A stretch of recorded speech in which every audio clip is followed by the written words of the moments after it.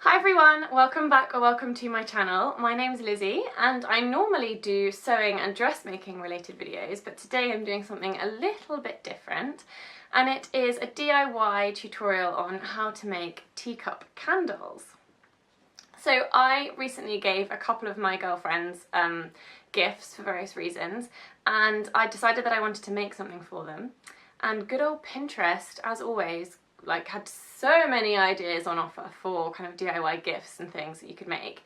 But I came across the idea of turning teacups into candles and fell in love with the idea. So I will show you that it's actually the only one I've got left, because the reasons that I needed to give my friends these little gifts have actually been and gone, but so I don't have them anymore to hold up and show you, but I do have some clips that I took before I gave them away. So I'll insert these now or in a moment so that you can see. But this is the one that I haven't given to anyone yet. And as you can see, it's such a pretty little teacup, and I've turned it into a candle, and it's got this lovely little saucer. And I just think it makes the sweetest little gift. So what you will need if you want to make yourself a teacup candle is firstly a teacup, but it doesn't actually have to be a teacup. As you'll see, the other ones I made were not in teacups, purely because I actually found it quite hard to source teacups. I went on a charity shop run and I found this one in one charity shop, and it cost me, how much was it? £3.99, so bargain. But I couldn't find any other nice teacups in charity shops, which is why I ended up with the other things that you'll see in my clips. One I think originally must have been like a teeny tiny flower pot. It was blue and pink sort of flowers on it. That was from a charity shop, like £2.50. And then the sort of dish with the two handles either side with red and blue and gold. I love that one. That's actually my favourite one.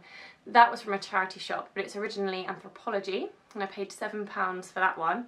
I did also buy this one on eBay, but it didn't come in time on the day that I was actually making my candles. But look how beautiful it is with the green and gold. So I definitely do need to turn this one into a candle at some point, or just use it, I guess, but I do kind of want to turn it into a candle. So yeah, I'd recommend just doing a charity shop run. Find somewhere in your local area that has several charity shops in close proximity and go and have a look at them, or eBay, online, Etsy. But yeah, I wanted to I was kind of price conscious. I didn't want to spend loads of money, so I kept it to the more affordable things I found. The other materials that you will need are wax. I bought a bag of soy wax that was already in little chips from Amazon. I'll put links in a blog post in the description below, so anything you're curious about, the exact things I bought will be in the blog post. So I bought the soy wax, I bought wicks, so you will need wicks obviously to go into your candles, and I also used chopsticks and clothes pegs, and you'll see in a minute what I use those for. So step number one is to clean your teacups. So just give them a wash, make sure they're not dusty, and make sure they're ready to be transformed into a candle. Step two is to stick your wicks to the bottom of the teacups.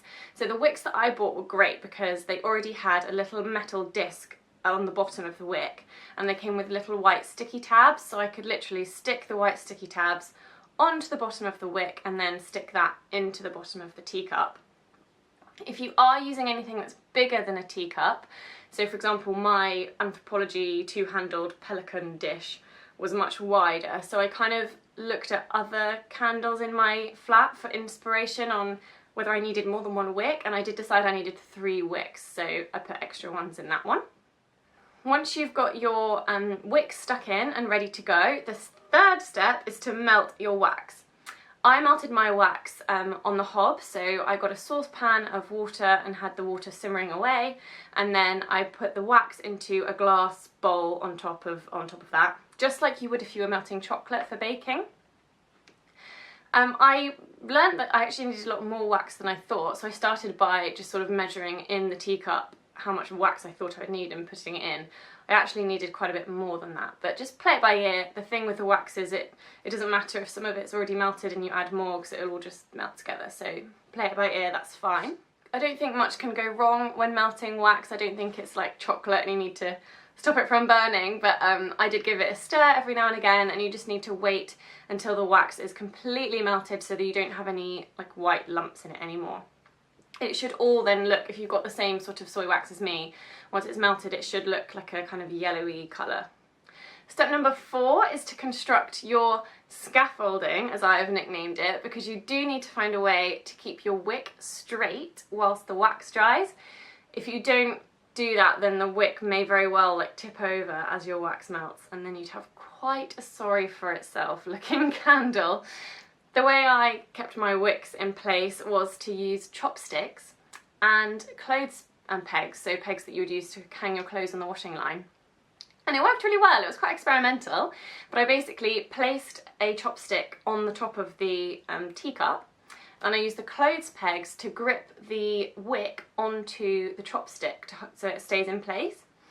It was a little bit precarious because sometimes the weight of the peg would then tip over and kind of drag the chopstick away, so I did end up using extra pegs to kind of hold the chopstick onto the edge of the teacup just so that it all was a bit more stable. But have a play around, find something that works and get it balanced, and then you'll be fine. Step 5 is to pour the wax into your teacups and your nicely constructed wick scaffolding. On first attempt, I tried just pouring it straight out of the glass bowl that I'd melted the wax in. That was a really bad idea. It went everywhere and made a massive mess. I was trying to like save on washing up because I knew that washing up the things that had wax in would be quite difficult. But I highly recommend just pouring it into like a cheap plastic jug and use the jug to pour the wax into the teacups, because having the little spout bit will help you no end, I promise. Step number 6 is to wait for your wax to set. So grab a cup of tea, put your feet up, enjoy yourself, and yeah, come back to it in a couple of hours when it's completely set. You'll see as it sets, it will just gradually get more and more white, so it will go from the kind of see-through yellowy colour back to white, and you'll see that it will look quite solid by the time that it's set. Step number 7 is to trim the wicks. So that's it, your candle is done. The only final step is to tidy up. So I did make, as I said, a really massive mess of my first attempt at pouring the wax in. So the final step is just to tidy up, wipe or scratch off any wax that has spilt or gone on the edge of your teacups, etc, etc. But yeah, you're done. You've got lovely little teacup candles. One thing I will say is that the washing up was not very fun, because obviously I had the glass bowl that I melted the wax in, and the jug that I poured the wax in was just covered in wax, and obviously once the wax is not hot anymore, it's all like dried on. But I just kind of warmed the wax up again using some warm water, and I was quite careful not to pour too much wax down the sink though, because you don't want wax clogging up your sink.